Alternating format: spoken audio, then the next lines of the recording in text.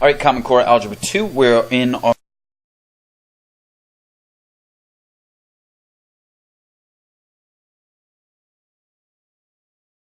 we're going to create something called a matrix to solve it. Okay, so this is really going to be done mostly with your TI-83. We're really going to need to make sure that we're bringing those to class so that we can solve these. It's real quick if you have that. So first thing we're going to do is turn our system into something called an augmented matrix, and we do that by we solve it, we use that, and it's made of, most importantly made of the coefficients and the constants. So coefficients, remember, the numbers in front of the variables, and constants are those numbers without the variables.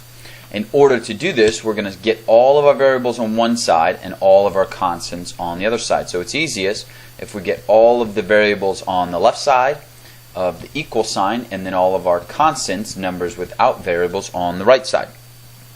Now, this system or this method is going to work best when we have multiple, more than 2, 3, 4, 5, 6 variables. Those are when this system really quickly. And we're going to create the matrix by having a vertical line separating the coefficients and the constants. So you'll see an example of that in 1 second. But basically, a matrix is going to have brackets, big square brackets on either end. All of your coefficients go on one side, and we're going to have a vertical line, and then all of our constants go on the other side. So that vertical line really represents your equal sign. And after we do that, we're going to use something called reduced row echelon form. There are multiple ways to do this. You may learn it a little differently in another math class. But reduced row echelon form gives us a nice, easy solution. And that, on your TI-83s, you're going to hit the math option and then do reduced row echelon form. So we'll go over this in class a lot about how to type it into the calculator. It's a little easier when we're together to do that. But just know that under math, so there's a math button on your TI-83s, and you're going to hit that, you're going to create your matrix, and then you're going to go to RREF, and that'll solve it for you. Okay, so if I have this system of equations, like I said, I am going to create brackets on either end. And then what I'm going to do is I'm going to take these coefficients from that first one, that's going to be part of my first row. I'm going to have my vertical line for my equal sign, and then 31, my constant, on the other side. My next equation goes the next row, so I have 1, 1, and 2 for my coefficients, 19 on the other side of the equal sign, and then the last row, 1, 3, and 2 for my coefficients, and 25 on the other side of the equal line.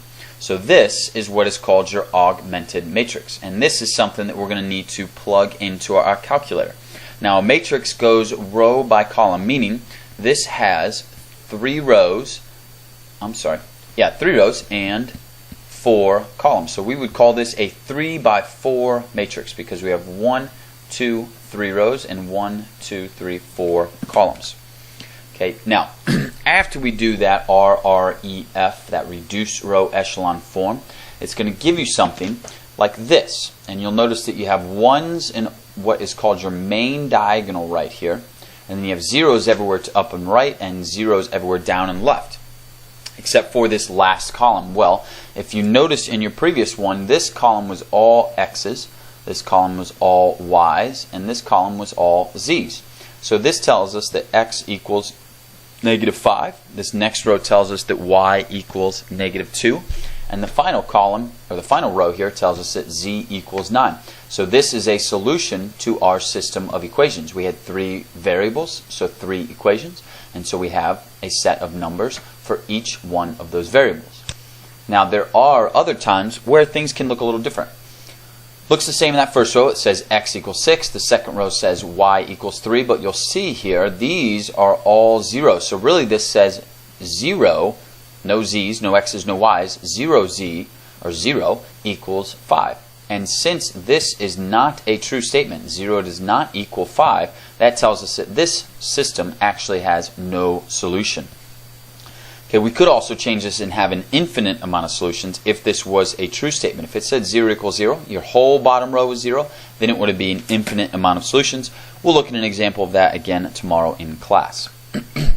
So that's it. Writing the augmented matrix, you write your coefficients of your variables to the left of the line, your constants to the right of the line, and then biggest piece is we're going to use our calculators, RREF, to solve our matrix. It shouldn't take us any time at all once we have it plugged in and hit RREF. Okay, we'll see you next time in class.